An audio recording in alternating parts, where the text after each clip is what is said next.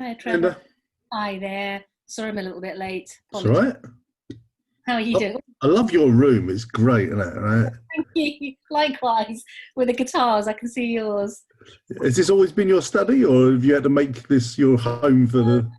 This is basically our studio. So you've got all our books on one side, but then Alfred uses this as well for his studies and his music, hence guitars and things. So yeah, so it's a bit of a shared space. So it's actually his really, but at the moment I'm using it. Nice. And before we get into anything, I've got to ask you, what's the story behind the Zoom call that you showed us excerpts from the other day, where four of you could not stop laughing? What was that? Oh, that's brilliant. That's so funny. I'm so glad you saw it. Basically, the four of us had a discussion around a particular scripture, which we did prior to all those outtakes. And then because we organised an intro and an outro to our video, we did the intro and then it was actually at the outro. And what happened was, it was right at the end, I got the fit of the giggles when Tom was in the middle of praying, which is really awkward and embarrassing, especially when you know you're not supposed to laugh. And so the more I knew I couldn't, that's when you see my face Yeah. kind of like curl up and I put my hand in front of my mouth. Then none of us could do anything. We just kept laughing. So then it took us a long time to do a very simple outro when we did the talk in one take. And then Nice. literally trying to do like a 2-minute outro, it took quite a long time. So you saw us in fits of laughter, and it's infectious. So laughter's Yeah, good for totally. yourself, isn't it? Great. And obviously, you coming on the 28th of June was planned for a while. That's So it's wonderful that we could keep it going. Do you want to just help people get to know you a little bit more? Do you want to start by telling us a bit about yourself? Kind of what does home life look for you, and where have you come from? What is God using you for? Yeah, bless you. Yes, well, I'm married to Richard. In fact, we were married for 30 years a few weeks ago. And we have 2 children, Eleanor, who is going to turn 22 this Thursday, and our son Alfred, who's just turned 19. So our daughter's graduated from uni last year. She spent 6 months doing YWAM in Australia, Papua New Guinea, India, then came back into lockdown, which I think obviously challenging. Alfred's just completed his first year at uni, studying architecture. And like many families, we're kind of all together again in the house. But actually really thankful as well, because I do know lots of friends who are on their own. There are just different challenges, and that's hard as well. So Richard runs his own business, and he runs that with his brother. And I work part-time for the church, so I lead Blessed Community Church in West London, and I'm also involved with Pioneer and then other initiatives, other ministries. Yeah. And how long have you been leading Bless? Since its formation, which is around about 12 years old. And then before that, I took on the leadership of a church plant. So effectively was part of that church plant for the first 6 years, and then took on the leadership for about another 7. So in terms of sort of main core leadership, we're talking, just showing my age now, about 25 years. Wow, that's a great experience, isn't it? Yeah. And Bless is a great title for a church. I loved it when I found out that you was leading a church called Bless. Is there a story behind that, or that was just a name plucked? Or yeah, no, what's the thank story? you. No, we love the name, and actually it is very prophetic. So when we went through a process of deciding and discerning what should we call ourselves, we were really drawn to the Beatitudes in Matthew 5 and all of the blessed are those, blessed are those, blessed are those, all the promises. But not that we are blessed to keep it for ourselves, but actually we're blessed in order to give away. So in fact, we have a real call on our church community to say we need to live up to our name. We're about blessing others, we're about blessing the city. So that's really the story behind it. Yeah, lovely. And presumably that's kind of that sets the identity for the church. People, you kind of see that as your core vision. That's wonderful. Yeah, absolutely. Yeah. Not a lot of the name driving that home. And so we've all had to change massively in the last few months. What's church life looked like? How does Bless operate now in the current circumstances? I'm sure very, very similar to yourselves. Churches up and down the nation, and internationally have had to rethink how we do church, how we remain connected. So for us, we have a mixture of Zooms. So we have a Zoom chat. We then post about a half an hour content on YouTube. And then we gather again for Zoom afterwards. We generally have breakout groups in both the pre-talk and post-talk Zooms. And it's actually really interesting seeing, who connects and where. And we also have once a fortnight live stream worship on a Sunday evening. And like you guys, we'll have small groups, business groups, or lots of different forums and platforms in order to engage. We made a decision actually not to overdo it. We felt actually what's really important is remaining connected, staying close to one another as much as we could do, and not to feel like we had to use up all our creative ideas in the first month or two. But actually, it's a long stint. We're going to have to really redo church for a long period of time. And so, in fact, we've just sent out a survey to the whole community about 2 or 3 weeks ago. And we were very encouraged actually with the feedback we received in terms of the level of engagement. And that's really important, that actually what we're doing really enables us to grow in our walk with God, and go deeper in our friendships and relationships as well. Yeah, it's interesting, the survey. We're just in the middle of doing that as well, and I know a couple of other churches are. I think it's reached that natural point where we're kind of like, we've been doing this for a while now. How's it going? Do you have any particular planning assumptions for yourselves when you go, we think we're going to be like this for how long? What are you thinking at the moment? Well, good question. We wanted to make a decision which offered a bit more stability for the community, for the church. So we know that we won't be able to gather before September at the earliest. So we just said, right, we're going to carry on as we are. We've brought in a few tweaks to what we're doing, but we're not massively changing course. We feel actually this is the course we're on, and we'll keep giving ourselves to this. And then we will review it, obviously, as we get closer. Now, we don't own a church building. Okay. So there'll be both, if you like, pros and cons with that.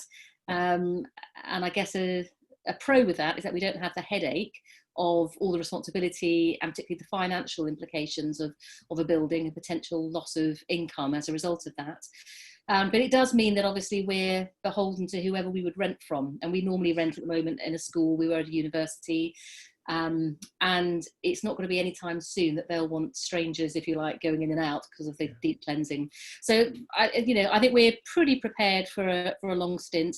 And even if it means, I'm sure you thought about this as well, a mixture of the two. So it could be we can have a mixture of those who can gather socially distanced for a while, but then because of people who've been able to access what we've been doing, including those who can't easily leave the house.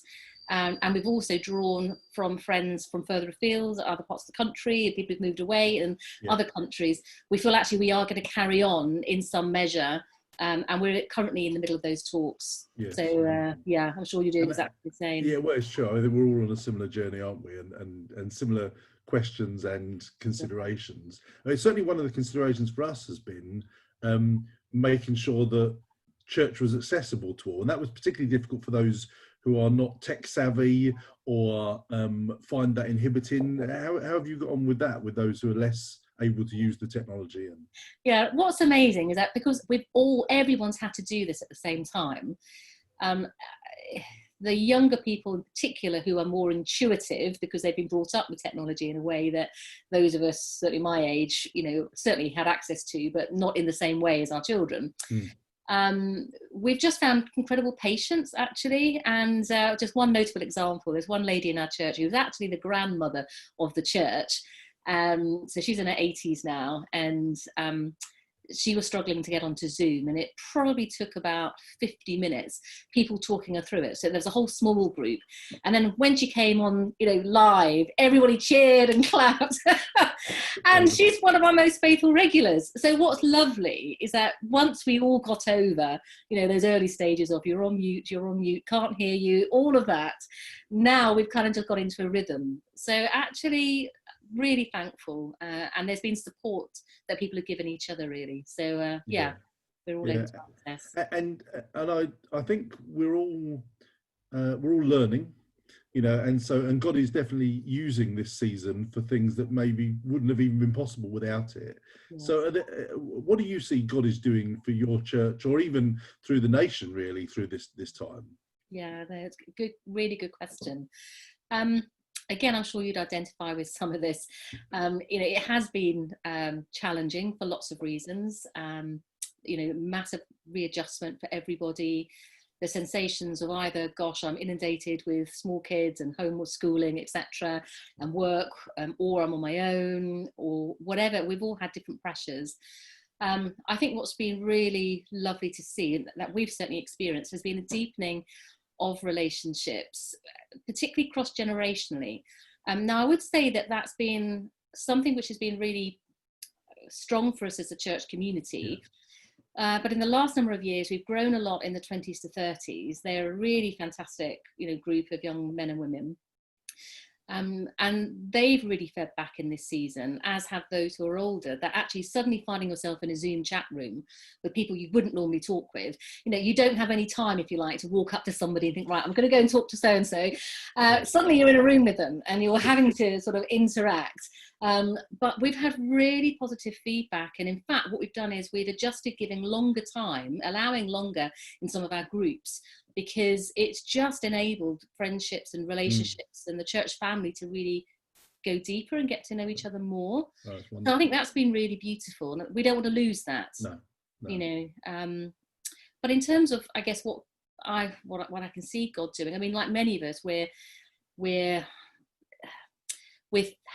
thinking creatively. I've loved that. I've been so encouraged with the London region, of which, Trevor, you'll be part of all of the WhatsApp messages, and it's been amazing to see the burst of creativity and ideas that different leaders have had and churches have had, the sharing of resources and ideas.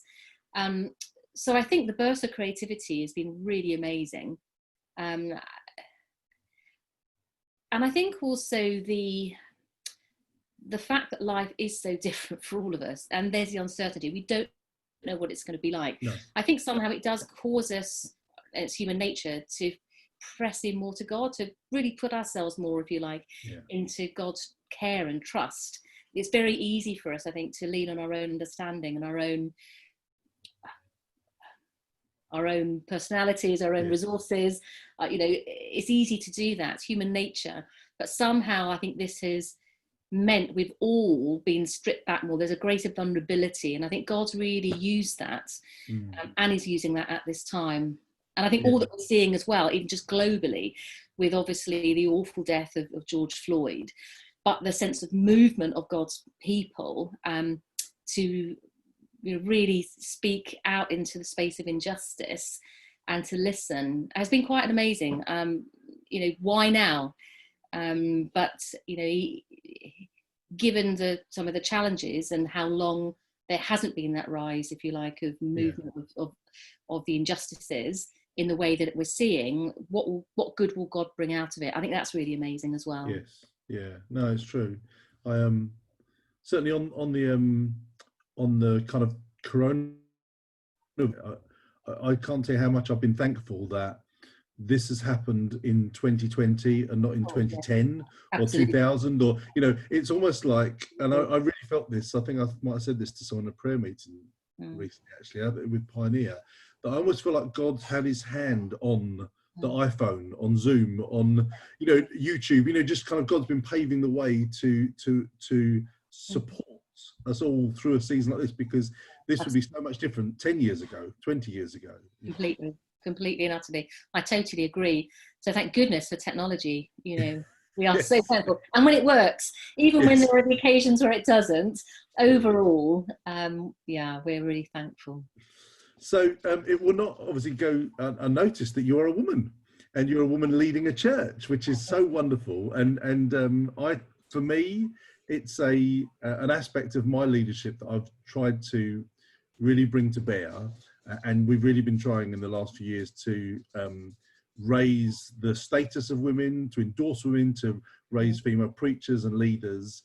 And so I'd be really interested to hear your insight as to, what your experience has been as a woman leader in the church, where still we don't have churches united on the matter of female elders or pastors. And I don't know what you would say also to the women in our church, and how you might encourage them in their leadership. Well, bless you as well for your encouragement of women. And as a woman, I've really appreciated and valued hugely the release of men and men leaders who've been a real champion for me, and I honour them because I know as they've opened doors, as they've released me, encouraged me, prayed for me, talked with me, coached me, I wouldn't really have the same opportunities, if you like, were that not the case. So, you know, I hope that now, further down the line, you know, it is far more normal for women to be leading churches, you know, within the network, the Pioneer Network. And I think the statistic is something like at least a third of church leaders point leaders are women. And even as a network, even though it's been one of our distinctives, it's still taken us time, if you like, to work towards that. So sometimes I think the gap in terms of our theology and our practice, these things just do take time. And obviously what we don't want to be is tokenistic. Yeah. And, you know, so there's all of that goes with it as well. You know, there's the anointing. It's not just about putting somebody into the gap because we feel we should, but being aware is really, really important, and having those discussions and praying into that. So I'm really encouraged that, you know, you've identified this. It's something which you're seeking to champion in your church. And I think that the other thing I'd want to express is I've never wanted to be a woman who, if you like, bangs a drum for women. Right. I just want to get on with what God's called me to do and be. There are some contexts where it's safer for me to do that than others. So part of my role within Pioneer is that, as well as facilitating the London region, I'm the National Ecumenical Lead, and often in other denominations, it's a very different scene. But what is wonderful as well is that we're not competing against one another. We're different. Right. Yeah. So somehow we can accept our differences and embrace that, but also be secure enough to be ourselves. So I think my encouragement to women in the church is to, you know, certainly not to bang a drum, but as you are releasing of women and encouraging, that it's a journey for women and men to find that place of working with each other, cheering each other on, calling out the best in one another. I think is really, really exciting, really exciting. Yeah. And I'd say as a network, we're in a wonderful environment to be able to do that. It's very usual and very normal for us. So it's a very safe place. I think that's what I want to say. But also to, for women, again, to appreciate the men who will champion their cause and will encourage them as well. That's really important. So there's that working together. It's not a working against or a competing, you know, but actually we're working together. What is God calling us to? What gifts and talents do we have? You know, men or if we're a man or a woman, what do we have to contribute? How can we do that together to further God's kingdom here on earth? So, I think there are a few thoughts. So you've mentioned Pioneer a number of times. It's clearly a massive part of, you know, who you are, what you do, and what you're involved in. And some people will know exactly what you're referring to when you drop in the network and Pioneer, and others will not. As the Oak Community Church, our roots have always been completely independent, non-denominational. We've always stood on our own little island. And obviously some people in the church come from other places, denominations and networks. But for those who won't know what you're talking about when you talk about Pioneer, just help explain that to me. What is Pioneer? Is it a denomination? It's a group? What, you know, to help people understand, what does Pioneer mean? Okay, it's a really good question, Trevor. Essentially, I think how we would describe Pioneer is a family. We're a family. So you'll see on our website and our correspondence, we're a network. So I guess a main difference with us and say a denomination like the Baptists or the Anglicans or the Methodists, of whom we work very well together with, and a real distinctive of Pioneer is our ability to be able to collaborate with others. You know, unity is really strong for us. So, you know, you'll see that that's part of our DNA. You know, our churches are very much at the forefront of borough-wide, area-wide unity movements, and that's really exciting. And we believe it in collaboration. We can do more together than we can do separately. But a big difference is all the churches are autonomous. So if there are, each church is different. So Pioneer, if you like, doesn't say this is what you have to do, but we will work together to support our churches. I think we are looking, as you are at the moment, in terms of a discernment process. What is God saying to you? What's God saying to us? Is there a right fit in terms of, you know, your church, your values, what you're seeking to, you know, establish and pursue, what you feel God's called you to? How does that fit with some of our values, which will be about being relational and missional? And a real heartbeat for the gospel, you know, for the re-evangelization of the nation. How can we support that and work in partnership with and care for as well? So I think the language we like to use is that we're a family. We're a family of churches. We encourage relationship. Being relational is really deep rooted for us. That's a core value of ours. You know, recognizing God's call on each leadership team, each church leader, their unique contribution that they have to make to their area, but also to the network as well. So I think what we love is, as churches who journey as being, you know, pioneer churches, it's wonderful to see what different churches can contribute to the family, to the family of God. So I think that's probably the language which is the most, I think would be the most helpful. You know, we're different in a sense to mainstream denominations, whereby we wouldn't, you know, make a decision and then that's it. It's the same for each church. So for instance, as you'll be aware, with COVID and lockdown, we provided lots of resources and we said, right, here's some resources. You as a leadership team go away and discern what do you feel is right for you. You know, if one church has got a real expertise with technology and another church is struggling, could they support that church? So again, it's playing our unique part, but we have a responsibility as well for the family. So you know, you'd expect there to be a kind of a mutual relationship whereby we don't leave the family members out on their own. You know, we care for, we have structure and form, but we won't necessarily start explaining structure and form. It's there, but it's there to facilitate life, the life breath of God. It's there to facilitate relationships. So hopefully that's a kind of helpful picture. Yeah, and obviously, as you know, our leadership team joined for the Pioneer Leaders Conference a week before lockdown happened. Just in time, we got that one in, and I know I was blessed, and I know our team was blessed by meeting others and hearing some great talks. Your talk was wonderful as well, and just the ministry,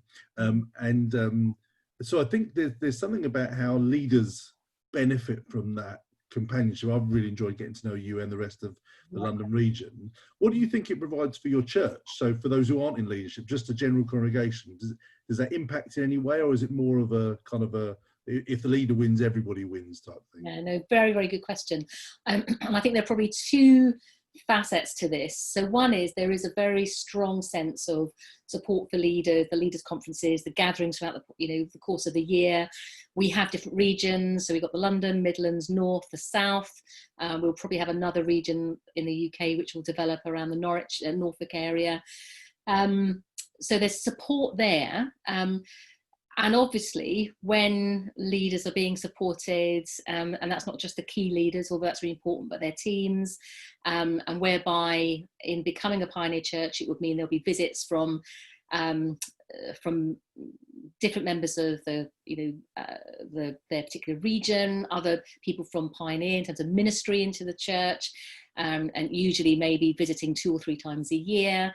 To really build that relationship, get to know the churches, which again I think really helps to know, well, what's unique in each church, what's unique in your church. So I'm really sad not to be with you in person, because obviously I'd get a whole feel for the church. You meet people, but that will come in time. Yes. Yeah. And we look forward to when that will be the case. We will be able to meet properly in person, and that's when you can see, okay, this church has particular expertise that could benefit another part of the family, and that happens quite a lot.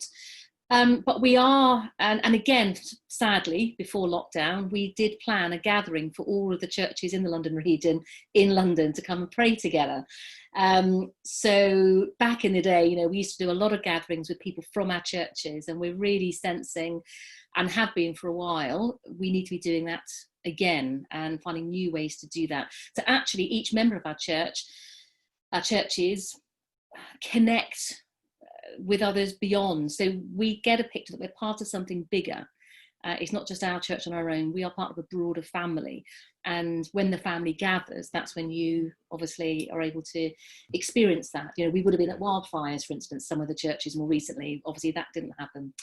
So I think it's a really good question. And I think it's a mixture. So at the moment, obviously, we're doing a lot with leaders, but and hope that would also benefit the churches. But in time also, as well as people ministering into churches, we hope and pray that relationships will be developed further, certainly within the regions, and we'd like to see really across the whole family, the whole network, as we go. And we were due to send a number of our worship team to Bromley, where there was going to be a worship leading session, which unfortunately was planned for a few weeks after lockdown. So I'm sure we'll get there. Now you lead the London region, but you also lead Australia. So I mean, I can imagine in lockdown the two feel much the same as each other because it's just lots of Zoom calls. But help people understand, what does it mean to lead a region, especially when it's on the other side of the world? Again, another really good question. Firstly, myself and a number of others have a really good relationship with the Australian churches. I've been out there for the last number of years. Billy's particularly developed the relationship with the Australian churches. And we've had probably for the last 5 years, whether it's Caro or Rick or others, coming to stay with us. So we got to know them. So when we've been out to Australia, it's been great to spend time in their churches. So I guess building relationship, again, we're relational. So we've been investing into our relationships over the last 5 years. It became very apparent last year that the two people leading the network, for very different reasons, really needed to be released for a period of time. You know, partly small kids, time of, you know, life, other citywide opportunities, which meant actually leading the network was quite a challenge. So we were really praying and looking to discern who should take it on. And I guess it was a bit of a surprise sort of curveball, but we did explore. Well, if we think that Australia, actually, it's a huge space. And one day I sat down and I basically looked at where the churches in the London region, how far away they are geographically from each other, and did the same piece of work for Australia. And essentially, it will be the same, if you like, in terms of running a region as we do in London, which would span churches in London, Doncaster, Milan, Barcelona, Moscow. So we're talking a huge geography. Now, you couldn't gather those churches as we do in London on the same basis. So anyway, the churches out there can't easily get to one another. It's, you know, a long trek. You've got churches in Tasmania, which is to the south of Australia. You've got churches in New Zealand who are linking in, although they're developing a whole piece of work there. And then you've got churches in New South Wales. It's particularly around New South Wales, but the geography is huge. So we thought, well, actually, that gives us the creativity to think differently. What would somebody in the country have to do? Well, they would have to be setting up Zoom calls. They won't have the time or the resources to go and visit all the churches and do what we do in London in the same way. So really, I think that opened our thinking to explore, okay, for an interim, you know, for a set period of time. So I've committed to this for 18 months. We're kind of about 6 months in. And with a view that we're praying for Indigenous local leadership in the country. But again, this is part of our family. Where our brothers and sisters, you know, are, you know, actually there's a need. It's a great way to really demonstrate we're in this together. And if we have a resource over here, which actually fitted with my time scale, because I was reducing some of my commitments, it actually worked that I could take something else on. So I know it sounds really bizarre, but it works. And I'm sad not to be out there. We were due to be out there in July and November this year, which obviously won't be happening. But we will be running a conference, a virtual conference. So again, with all our practice with COVID, it will stand us in great stead. We're all getting experts at speaking to cameras, aren't we? You know, so it's funny how you mentioned about the geography, because I just don't think, certainly I don't, and many of us don't grasp the size and scale of Australia. It's just, you know, we've learned how to factor our maps to make it look the same as us when it's completely not. You know, so.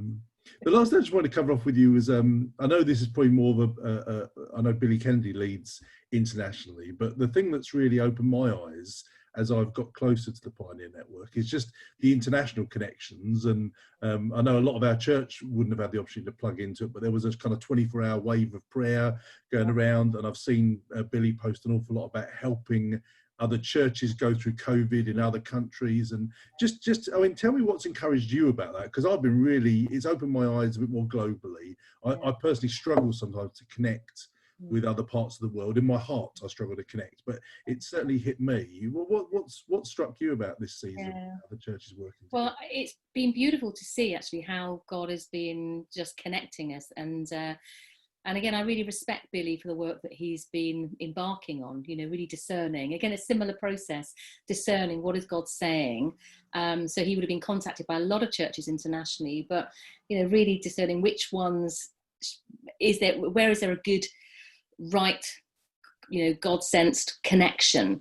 And so I think to see the response, particularly with the 24 hours of prayer and the amount of funds, we raised over £30,000, which was just incredible. So we've been able to support so many families in some of the most desperate situations through COVID. You know, our brothers and sisters, you know, in Sri Lanka, in Kenya. I mean, it's just been incredible to see, you know, what has been poured out, if you like, globally by the churches. And I also love the fact that our international churches, you know, there's not how can I put it? There's not like a poorer brother or sister. That actually, you know, they contribute. We all contribute, and there's a sense of we're all in this together. It is part of family life. In fact, earlier this year, my husband and I joined Billy in Cuba, and just seeing the church there, which is completely, you know, difficult to describe. It's like going to another era. You know, I remember going to Poland before the Eastern, you know, the wall came down, and people queuing for bread, for instance. You know, we just heard of one of the church leaders, you know, literally queuing for 2 days for chicken in the rain. So I think to get a glimpse of, you know, different environments around the world, but their hunger for God, what I just was so blown away with, what I just was so inspired by, was their absolute passion for Jesus. You know, people all over Cuba, leaders, you know, traveled big distances, many of them hitchhike, and then they slept in the church leaders, you know, a hall he created, you know, literally beds piled up. I mean, honestly, inspirational. So that desire to further God's kingdom here on earth, and that sense of we are a family, we can resource one another, is, I think, just really beautiful. So as you say, just connecting with some of the stories, meeting people, hearing their stories, and actually that being part of us is just beautiful, really beautiful. Yeah, that's wonderful. Well, thank you for sharing with us today. I'm hoping, you know, I've got to know you a bit better actually through this call, and I'm hoping others do as well. And I'm definitely looking forward to you preaching on the 28th of June. It's my birthday, so I get the day off. So it's great. So that was planned long ago. I'm like, when it was going to be real church, I'm like, I don't have to work on my birthday, and Linda can come. And so thank you for preaching that. And a little sneaky question as well. So, as you know, we're doing a little series at the moment, working through the first chapter of Philippians, and you're going to do the fourth part of that. And then afterwards, as I've started to tune into your church, I realised you guys were doing a series through Philippians. Did in God's glorious plan, did we manage to align your topic with something you'd spoken about previously? Yeah. Yeah. What's amazing is that it's the end of that chapter, you can then dip in just very slightly to the first, sort of to the beginning of the second chapter, which actually is incredible because it fits. So we've, like you know, it's an amazing book, it's an incredible book of joy, no matter your circumstances, and we've been really blessed by it. So I'm looking forward to coming and being with you. Thank you for inviting me, and I pray you have a brilliant day off your birthday. And I too am really, I've enjoyed getting to know you more. You bring so much to the region, and you know, just praying as you and the leadership team are discerning what is God saying to you, that I just pray God's just covering on you as you discern. But we really have appreciated getting to know you more, Trevor, and you bring so much to the region, and we look forward to getting to know you and your church more. No, thank you. You're too kind.